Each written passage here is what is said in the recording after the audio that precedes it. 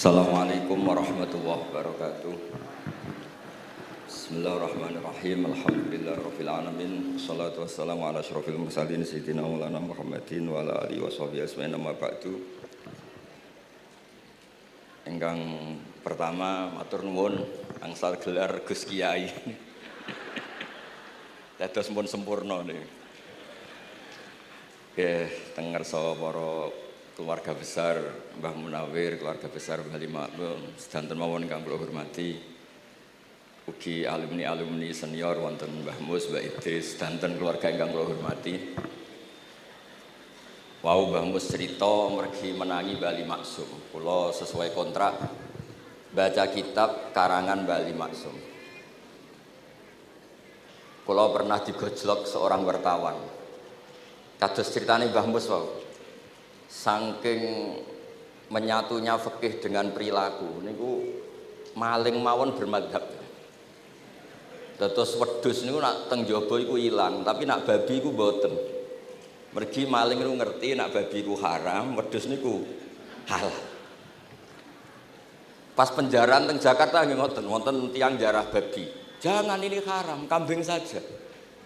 Jadi saking menyatune pendidikan Islam niku maling mawon tesih gadah madhab. Dinak nyolong niku wedhus mergi halal, ampun nyolong napa? Babi. Niku kisah nyata, kula nate dolan teng daerah mriki. Kenapa ini di luar kalau itu di dalam? Oh, kalau ini di luar enggak ada yang nyolong, Gus. Tapi kalau di mergo sing njaba niku babi, sing jero wedhus. Mergo jare malinge tesih bermadhab. Terus memang cerita-cerita seperti itu kathah mboten sekedar anekdot. Sementing kula badhe crita tentang zuriyah-zuriyahipun Bali Maksum wonten sing nom-nom lah sing kula wani ngandani wonten Mas Hilmi, wonten Mas Zaki, wonten sedanten Mas Afif. Kenapa kitab itu harus dibukukan, harus didokumentasi, dan kenapa Bali Maksum menulis Hujjatu Ahli Sunnah wal Jamaah. Kula boten niat pamer, kula niki nggih pembaca Al-Ibris, pembaca Al-Iqlil, pembaca risalahnya Bali Maksum Hujjatu Ahli Sunnah wal Jamaah. Saya juga baca buku-buku karangan orang-orang dulu, terutama tiang Indonesia. Karena Mbah Mun sering pesen wa ma arsalna mir rasulin illa bilisani qaumi. Jadi orang itu jadi rasul itu pasti dengan gaya atau budaya masyarakatnya. Termasuk wong desa niku hormat tamu.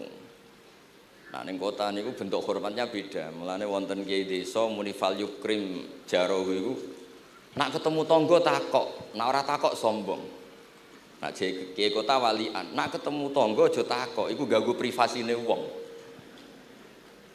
Dados makna ikram tetep tapi implementasinya bilisani qaumi. Orang kota itu kalau sering ditanya itu mesti protes karena privasinya terganggu. Tapi kalau di kampung itu suka ditanya karena itu dianggap keramahan. Makanya kula niku termasuk orang yang jarang bertamu. Kula gadah trauma kalian kakakipun Gus Zofur Gus Kamil. Beliau berkeyakinan silaturahim itu sae. Dolani alumni. Bareng didolani assalamualaikum matur nuwun Gus rawuh. Niku alumni niku ilang awan-awan Mas. Mergo kepengin hormat nyembelih ayam, ayame jek dolanan. Pitik itu teng desa kan pacare kuwathah, golekane angel. Bar salam niku ilang sampai sak jam. Bali runtusen, pitike mboten kecekel. Akhirnya ngapunten Gus mboten saged hormat, ngapunten mboten saged hormat. Itu bukti bahwa implementasi syariat Rasulullah itu juga harus dipikir. Ojo pepe seneng silaturahim, santri alumni melarat kerja teng pabrik jam 09.00 didolani. Akhirnya mikir, sitok kiaiku, sitok bosku. Nak hormat kiaiku diamuk bosku, nak hormat bosku gak hormat kiaiku.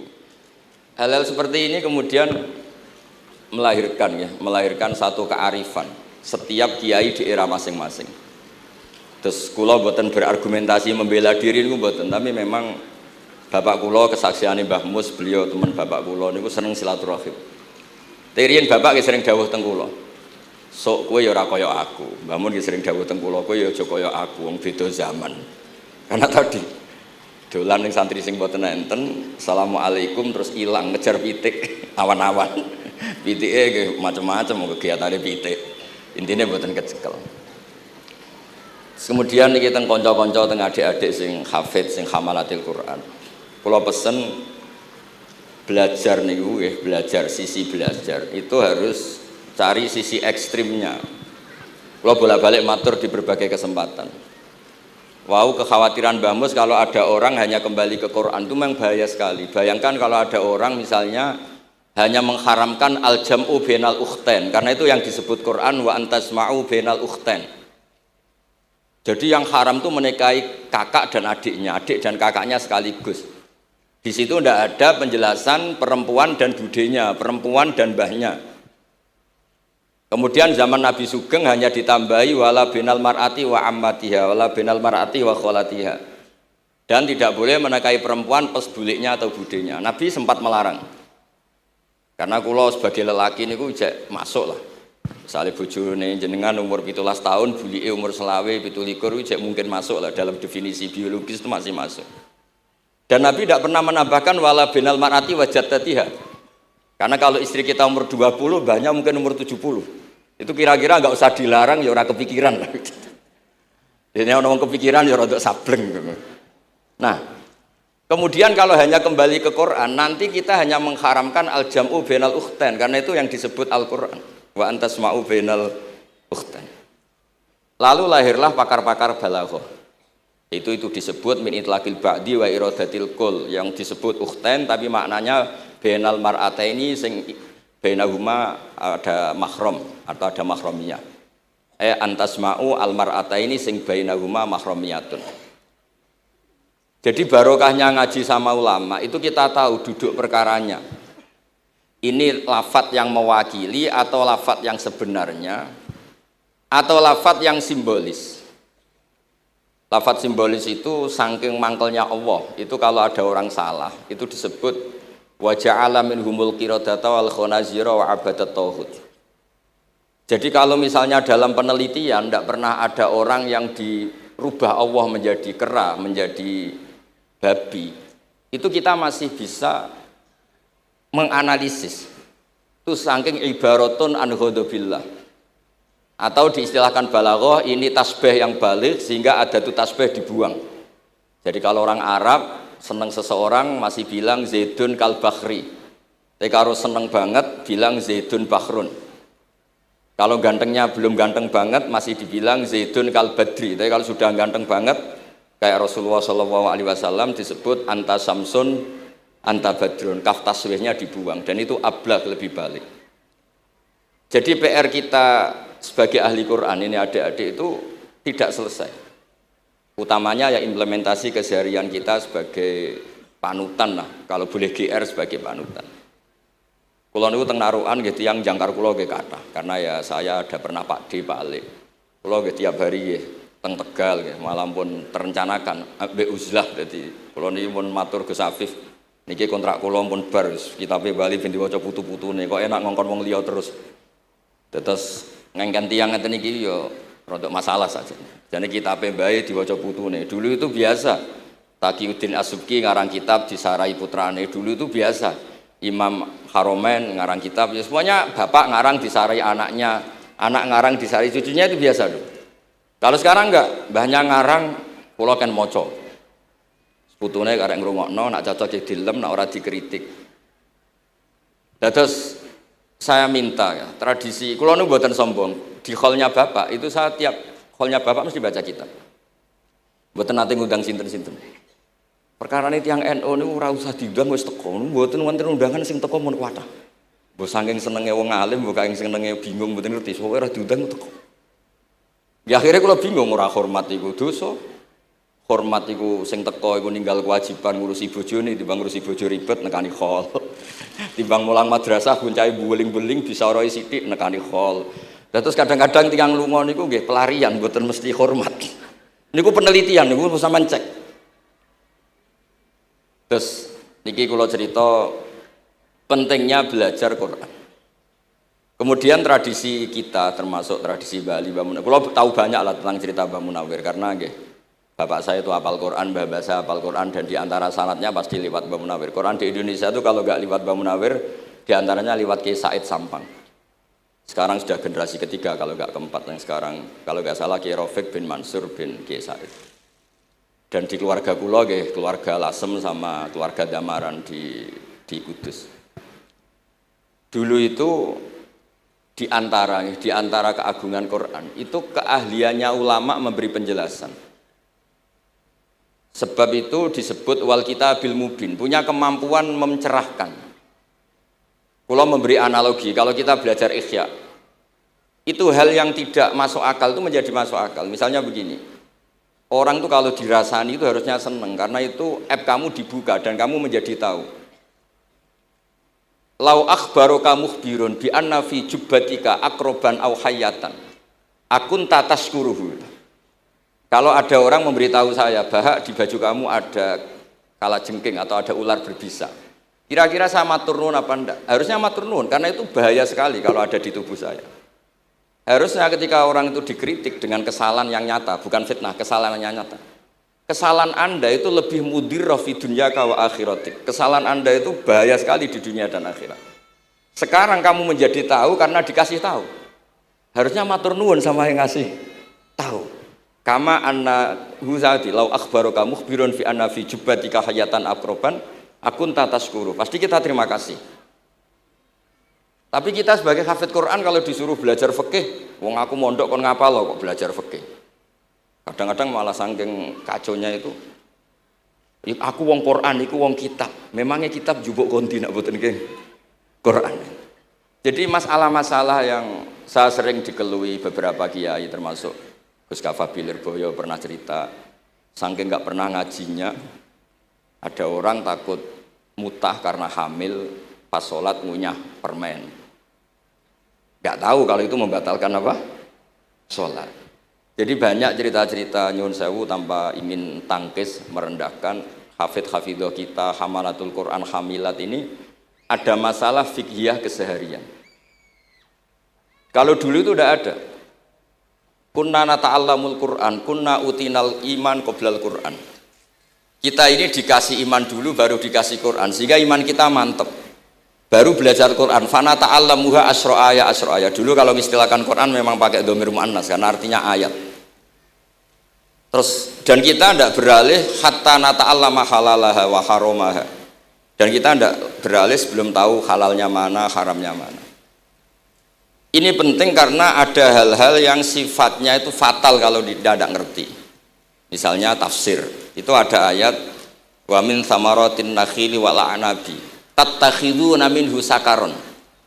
Ketika khomer belum diharamkan itu masih Allah imtinan itu menyebut nikmat. Di antara nikmat itu disebut tattakhiduna minhu sakaron. Kamu itu kalau punya buah anggur bisa agak-agak ngefly dan itu bisa melupakan problem Anda. Kemudian ketika perang itu orang Islam itu sadar, yang orang kafir itu agak sakau, agak sakaron. Kalah dia pede, yang orang Islam gak pede karena sadar. Akhirnya masih ada jawaban kul fi ma itsmun kabir wa manafi'u linnas, termasuk terus kendel. Akhirnya ya sama-sama agak ngefly, sebagian ya tidak semuanya. Sehingga haramnya khomer itu sampai 3 kali periode. Nah, pernah haram hanya kalau mendekati sholat, la taqrabus sholat wa antum sukaro. Tapi kalau mau sholat duhur ya nyakonya itu jam 7. Jangan setengah 12 nanti masih kuliah ayyuhal kafirun a'budu ma ta'budun wa antum abiduna ma. Karena peristiwa itu baru terakhir diharamkan tanpa catatan. Nah hal-hal seperti ini misalnya saya ini Mbah Mus sering ngendikan, Pak Kures juga sering ngendikan, saya tidak percaya terjemah, kata Mbah Mus. Ya karena kalau terjemah itu berdiri sendiri, ada ayatun mansukhoh atau ahkamun sing mansukhoh atau hukmun sing mansuh. Kebetulan anak ini belajar yang mansuh, dia tidak ngerti nasihnya, yaitu terus dipegang, katanya memegang Al-Quran. Padahal hukum itu sudah diganti sama Allah Ta'ala, disebut nasah mansuh. Sehingga dulu kalau Sayyidina Ali ngecek beberapa masjid, ada guru atau ustadz, kamu pengajar Quran? Iya. Apakah kamu ngerti nasah mansuh? Enggak. Jawabnya Sayyidina Ali, halakta wa ahlakta, kamu sendiri rusak dan kamu merusak orang lain. Nah, ketika di Kerapia itu ada Mbah Ali Maksum, Mbah Maimun itu sering cerita ke saya, dhisik iku hak Mbah Munawir saking kepingine santri Quran yang ngaji kitab. Iku kalau ada santri Lirboyo atau santri mana mulang muin itu Mbah Munawir ikut sebagai percontohan ben santri-santri itu seneng ngaji fikih. Terus kata Mbah Mun, saking kesemseme Mbah Munawir iku ambek wong alim, delalah besanan wong alim.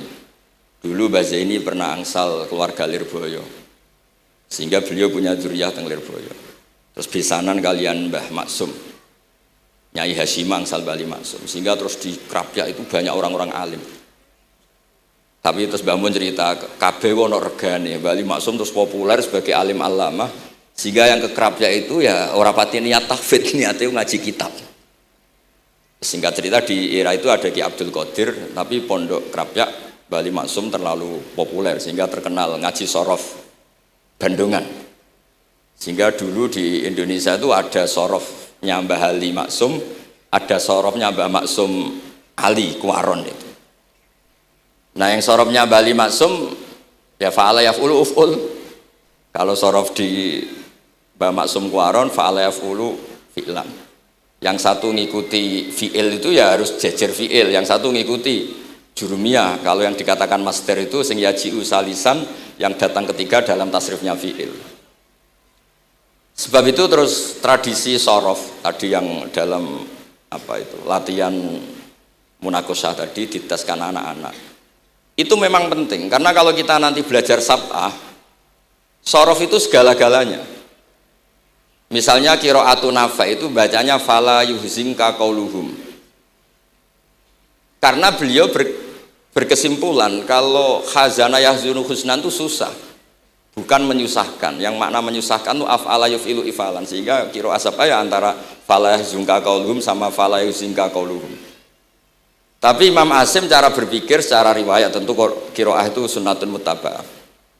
Banyak lafadz yang sudah seperti itu sudah mutaaddi, kayak kota layak tulu kotlan itu kota lahu bukan akta lahu, sehingga beliau menganggap khazana yahzunu sudah mutaaddi binafsih, jadi nggak perlu dibaca fala yuhzinka qauluhum, cukup dibaca fala yahzunka qauluhum.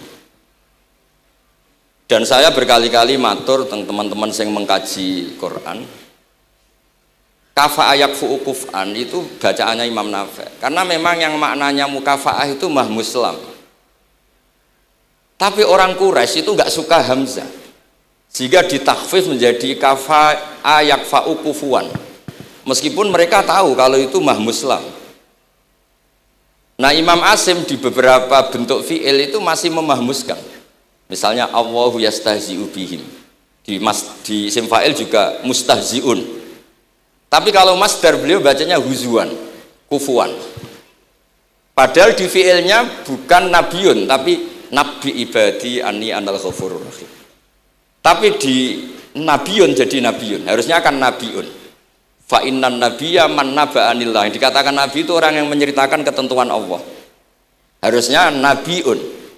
Sehingga qiraatun Nafi' ya tetap wan nabiin, ya ayyuhan nabiu. Nah, berkahnya Mbah Munawir orang terus menjadi tahu qiraat sab'ah. Dan berkahnya Mbah Ali kemudian orang tahu duduk perkaranya. Kalau nabiun dari nabiun bimakna man akhbaro anillah. Dan terus berkahnya wow, kalau saya boleh GR berkah Gus Gofur kula berkah ngeten-ngeten iki duka Kiai Peres napa Kiai Media iki mboten roh. Berkah ini terus kula ngomong terus. Saya tidak khawatir salah, bukan karena saya maksum ndak. Wong Islam pun pinter. Nak bener minallah, nak salah kok Gus Bah. Jadi kula niku umat gelum. Jadi penak wong Islam niku penak. Kula nu sering tahajud nak ndonga ya Allah, kula niku pede mawon nerangno Quran. Mergo tiyang Islam pun sae. Nak bener jare jenengan, nak salah kula. Lah nak kula sing salah nggih sederhana mawon. Kula abdun, kula kawula, kula nak ndonga nggih Rabbana dzalamna anfusana. Sebelum disalahkan orang juga saya sudah merasa salah.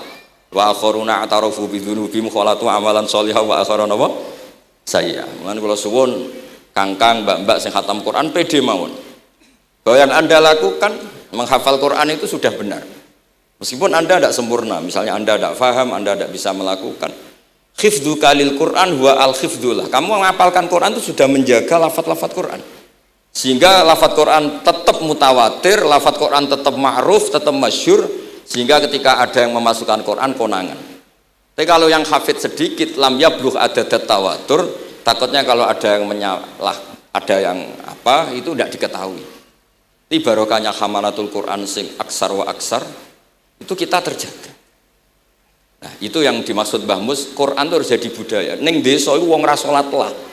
dengar ada warung ayamnya tiren nggak disembelih itu tidak mau makan, haram. Padahal dia ini rasolat itu lebih dari haram. Tapi tetap nggak mau makan ayam tiren. Nggak sholat disuruh makan babi ya nggak mau, haram. Sampai tadi yang nyolong saja milih wedus bukan melken babi, karena babi itu haram. Jadi saya pernah digojlok sama wartawan, Pak Bahak, wah fikih Indonesia itu hebat, sampai maling saja masih pakai fikih itu. Jadi kalau nyolong itu milih yang halal bukan yang haram. Bon niku bentuk hormat kula teng keluarga Mbah Ali, bentuk hormat kula teng Mbah Mus teng sedanten keluarga niki kula badhe maos kitabipun Mbah Ali, kula pancen pengagum kitab-kitab yang dikarang orang Indonesia. Mereka kita anggap niku lebih aplikatif lah, karena dikarang orang yang trauma dengan Indonesia. Kemudian setelah trauma ingin membenahi Indonesia. Misalnya jenengan ngertos sesajen, mbok haramno iku tradisi, mbok barno iku sawangane kok dekati sirik ning pinggir wit gede. Akhirnya dimodifikasi, wis mangan-mangan, kumpul-kumpul tapi tahlilan. Lah mosok tahlilan la ilaha illallah barani kalimatu syirkin. La ilaha illallah itu kalimatu syirkin kalau dilafatkan di bawah pohon. Terus piye logikane ku piye? Kalau bolak-balik matur. Hadhil kalimah sara bihal kafiru mu'minan. Fa kaifa saral mu'minu kafiran juga bihadhil kalimah, itu logikanya enggak ketemu. Orang yang kafir puluhan tahun saja sekali melafatkan la ilaha illallah Muhammadur Rasulullah, qul lil ladzina kafaru iyantahu yufar lahum ma qad salam. Selesai, sara mu'minan. Bihadhil kalimah.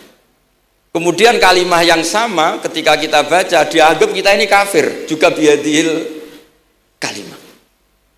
Akhirnya dengan modifikasi khas Indonesia, kearifan Indonesia, tetap sesajen tapi tahlilan.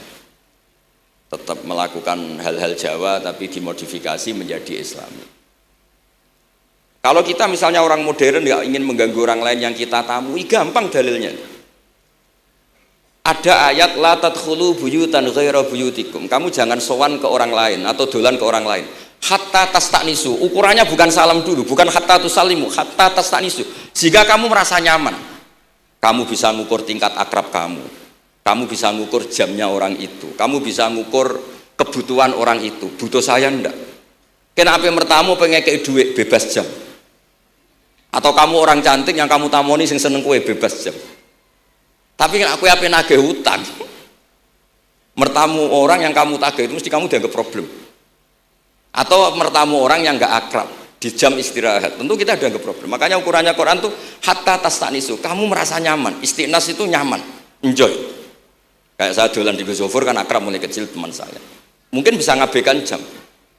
Tapi kalau saya dolan di kiai yang nggak kenal saya, mungkin kedatangan saya dianggap problem karena di jam tertentu. Saya harus mikir, kayak apa hebatnya Quran ketika bikin aturan la tadkhulu buyutan ghaira buyutikum hatta tastanisu. Setelah nyaman nggak apa-apa waktu salimu, jangan salam dulu. Istiqnasnya nggak kena, salamnya geger. Akhirnya banyak kiai keselak. Assalamualaikum pas makan, nggak dijawab. Assalamualaikum. Nah hal-hal seperti itu harus santri-santri ini kalau niat ngandani lari-lari, bukan niat ngandani kiai-kiai, harus waqafil qalb, harus warrasikhuna fil ilm. Tahu betul kualitas hatta tastanisu. Kamu itu merasa nyaman istiqnas. Kemudian rasa nyaman ukurannya apa ya? La dororo wala diror. Kamu tidak ganggu diri kamu sendiri, juga gak mengganggu orang lain. Sehingga setelah itu semua baru watu salimu ala ahliya. Nah, andai kan kita ya tadi dawuh Mbah Mus, kita semua sudah seperti itu. Kalau bertamu di orang ya kita ngukur tingkat akrab kita, tingkat dibutuhnya kita. Sehingga di tradisi NU itu ya dolan kiai pendak diundang karena itu pasti diinginkan. Wong kula nate diceritani pernah misanani Mbah Mun. Kula nate Gus ditiliki Mbah Mun mboten seneng. Kena apa? Beliau pas khutbah Mbah Mun rawuh delalah Mbah Mun jarak salat ning saf awal. Bar niku tiyange meruntus meriang. Karena khotib tuh harus naik ke mimbar kudu ngandani taqwa usikum wa nafsi taqwa. Teng isore niku Mbah Mun. Walhasil terus loro terus wan yai. Mbah, nak dolan nggih dikira-kira, ampun pas Jumatan. Semenjak niku Mbah Mun Mbah Sahal niku nak Jumatan tengguri. Mbah Sahal niku kalau Jumatan itu sudah komat gelar, beliau keluar dari mobil serenane niku. Miyos terus salat terus kundur. Kalau dulu janggal iki wong alim alama nak salat kok nguri. Ternyata itu enggak ingin jadi problem bagi khotib. Jenengan iso bayangno khutbah teng ngarepe Mbah Mus, terus kula munggah ngeten nyekel tongkat, usikum wa nafsi fi taqwa. Terus apa ya? Akhirnya terus kula niku kan jare wong akeh, mbotenan Bu. Jare wong akeh rada iso ngaji. Kula nek Jumatan niku guri gara-gara diceritani niku. Ternyata khotibe ge cerita kula, matur nuwun Gus, pokoke nek pas Jumatan aja ketok. Dianggap musibah, kedatangan kula dianggap musibah. Nah, hal seperti itu ya ukurannya gampang, kata napa? Tastanis. Pun niki kula mau terakhir niki, Pak Don niki Gus Ilmi, Gus niku sing Gus Hafiz pokoke sing waris-waris niki. Niki cerita kemarahanipun Mbah Ali Maksum ngadepi firqah-firqah kelompok-kelompok sing mboten jelas nih. Oleh ngendikan niku kula masih ingat karena saya khatam kitab ini itu 2 kali. Nggih khatam tenan maksudnya kula sinaoni terus padanan dalil yang beliau sebut tak cari sampai ketemu, bener-bener kalau cari, ya saya ulang lagi, dalil padannya kalau cari, terus emosi-emosi beliau juga tak tulis, karena beliau diantara yang diceritakan itu sampai ngendikan, wahal bi jununun, kata beliau, apa saya ini sudah gila, ketika saya fatwa, misalnya orang nggak boleh ziarah Rasulullah SAW. Itu artinya menghalangi orang ketemu nabinya. Makanya bener Mbah Mus tadi, ada orang tuh debat, wiridan itu sunat atau ora? Dalile piye? Terus ada orang yang provokasi gini, kamu dikatakan bid'ah setelah sholat gak wiridan, kowe iku ben ora nyebut Allah. Terus kepikiran matur kula, wis Agus bar sholat itu pokoknya aku wiridan. Cek bid'ah cek ora, wong kok ora oleh eling Allah. Wis gak usah dalil-dalilan. Tadi pertama diprovokasi, wiridan model ngono iku ora ono sanate, ora ono hadise. Singkat cerita seorang ini meninggalkan wiridan. Terus ketemu orang NU yang kebetulan rapati iso ngaji tapi pinter logika. Kowe ora tau wiridan saiki nek bar salat, ora tau, enggak ada hadisnya gini-gini. Kowe iku dibodoni, ben kowe iku ora tau nyebut Allah, ora eling Allah. Muring-muring tiyang niku. Akhire anggar bar salat wiridan. Mboten dalil-dalilan cara Mbah Mus, mboten dalil-dalilan. Lah niki nah cara Mbah Maksum istilahno betapa kaconya orang sing yahulu bainahu wa baina nabi, memisahkan orang itu dengan nabinya Muhammad sallallahu alaihi wasallam. Kata Mbah Ali, walazima kadzalik ayyakuna ulamaul Islam min awali hadil ummah ilal yaumi fi khata'in azim. Haitsu annahum ya'taqiduna fi kutubihim ad-diniyah al-abwab wal fusul. Yadhkuruna fiha ziyaratahu sallallahu alaihi wasallam. Kata beliau, wa inni bima ahmidu min laqabi kiai amuru wa usaddidu fil amri kullu mu'minin ayasudda rahlahu tariklahu ila ziyarati. Jadi beliau sendiri di sini juga dan saya atas nama sudah diberi gelar kiai memberi fatwa begini. Jadi di kitab Syajaratul Ma'arif itu ada babu dzikri rajul manaqiba nafsi. Orang itu kadang harus sombong menyebut kelebihannya sendiri. Kayak Nabi Yusuf ngendikan inni hafizun alim. Nabi Sulaiman juga ngendikan wa utina min kulli syai'. Itu bukan sombong tapi cara beliau untuk memaklumatkan. Saya belum pernah merasa ahli tafsir. Tapi kan kita khawatir kalau ada tafsir yang cara Mbah Mus tadi kiai produk sendiri. Akhirnya kalau mau coba tafsir, saya pernah ngaji Mbah Maimun, ngaji Bapak. Saya baca kitab Al-Ibris, baca Al-Iqlil, baca terjemah Kemenak, baca terjemahnya Pak Quraisy, baca terjemahnya Imam Sa'rawi. Baca banyak lah yang saya baca, termasuk membaca kitab-kitab dulu mulai tafsir Tobari, tafsir apa saja yang saya bisa tak baca. Bukan karena saya merasa tahu enggak, tapi kayak apa umat ini kalau dapat ilmu dari orang yang tidak kredibel.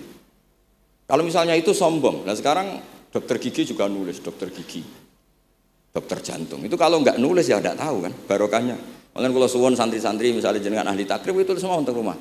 Ahli takrib medium. Spesial bab ibadah kan. Nanti yang enggak pati pinter ya spesial mandi junub, enggak apa-apa. Yang penting orang tahu kamu keahliannya di mana. Daripada kamu enggak memaklumatkan, kemudian ada orang lain yang enggak pernah ngaji memaklumatkan seakan-akan paling tahu Islam. Terus menjadi mahatus soal, menjadi marhalur rijal. Kayak apa? Islam mau dikemanakan? Semua ulama dulu biasa ngendikan ma adkhaltu fi kitabi hadza illa shahih, kata Imam Bukhari. Yang saya masukkan di sini semuanya hadis sahih. Dan sebelum saya masukkan sholaitu rakaatain, saya sholat dulu. Semuanya menggaransi kitabnya. Makanya di Syajaratul Ma'arif ada babu dzikri rajul manaqiba nafsi. Yaitu ketika Nabi Yusuf menghentikan inni hafizun alim. Nabi Sulaiman menghentikan wa utina min kulli syai'. Wal anbiya kulluhum yaqulun inni lakum nasikhun amin. Semua nabi pasti maklumatkan diri inni lakum nasikhun amin. Saya ini penasihat terbaik, nasihat yang bisa dipercaya. Kemudian ketika ada zamanul khiddi, zaman hasud, zaman orang enggak fair, seakan-akan seperti itu tuh keangkuhan. Coba Mbah Bisri menamakan kitabnya itu Al-Ibris. Al-Ibris itu apa? Emas yang murni. Makna saya cari di berbagai kamus maknanya Al-Ibris itu emas yang murni. Kayak apa? Semua kitab juga dinamai dengan nama-nama keren. Al-Iqlil, Al-Ibris, Fathul Bari. Jadi enggak apa-apa. Kayak ini juga dinamai Hujjatu Ahli Sunnah wal Jamaah, argumentasi mazhab Ahli Sunnah wal Jamaah. Sekolah teruskan sampai beliau ngendikan wahal bi jununun hatta usdira amri lil mu'minin alla yazuru rasulahum wa waliya ni'matim alladzi lahu fi unuqi kulli mu'minin minna. Masa saya ini menjadi gila karena menfatwakan orang Islam tuh enggak perlu ziarah ke Rasulullah sallallahu alaihi wasallam. Terus kata beliau, la yadri madza yaf'al annahu yaqulu baina ibadillah wa baina rahmatillah. Fa innahu sallallahu alaihi wasallam rahmatullah lil alamin. Fal ya'rif dzalik ulaikal maniun liya'lamu fi ayyi mauqifin hum. Terus Mbah Ali itu juga yang katanya seneng guyon, kula mboten menangi Mbah Ali tapi nate pirsa nate ngertos pas beliau rawuh di mbah saya di Pernambah kula teng kene Al Wahdah teng Lasem. Kula kecil tuh menangi Mbah Ali, menangi Mbah Hamid. Karena Mbah Hamid itu masih sepupu mbah saya. Semua yang di sini juga masih keluarga saya, sama-sama Bani Abdul Aziz. Itu yang katanya Mbah Ali seneng guyon tadi di bab-bab seperti ini ngendikan wahal bijunun. Apa saya ini sudah gila melarang orang bertemu nabinya. Kemudian mereka berdalih takut menuhankan nabi itu tidak akan terjadi. Kata kitab Ithaf, hadil ummah maksumah. Umat ini akan dijaga Allah, tidak akan menuhankan Rasulullah SAW kayak kaum Nasrani menuhankan Isa.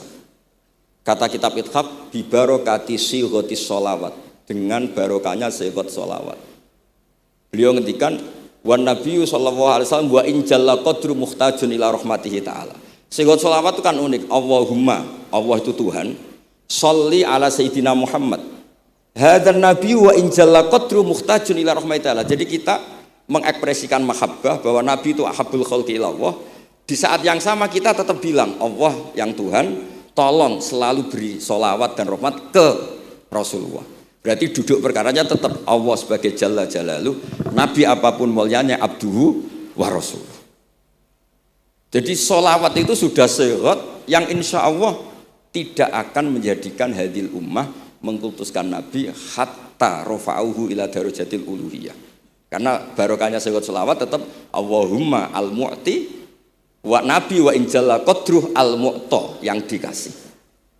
Jadi hadis syarat itu sudah syiwatul tauhid, syiwatul mahabbah, syiwatul alaqah baini wa baina Rasulillah sallallahu alaihi wasallam.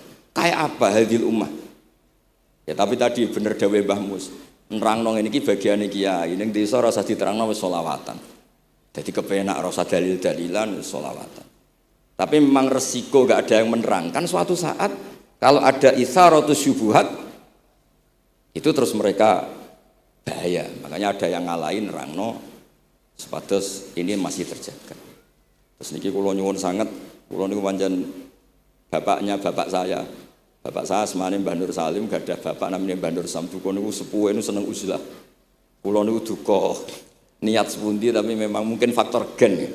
Saya itu termasuk orang yang nyun sewu sekali terganggu kalau sering ada acara-acara malah nih mun wayahe lah niki mun wayahe Mas Afif, Gus Zaki napa Gus Ilmi mus wayahe nyai, wayahe ngaji mulang kitab mbah iki teng ngarepe wong akeh dadi nak salah izin. Ojo ngomong ngarepe santri keliru jari laduni benus. Sok repot.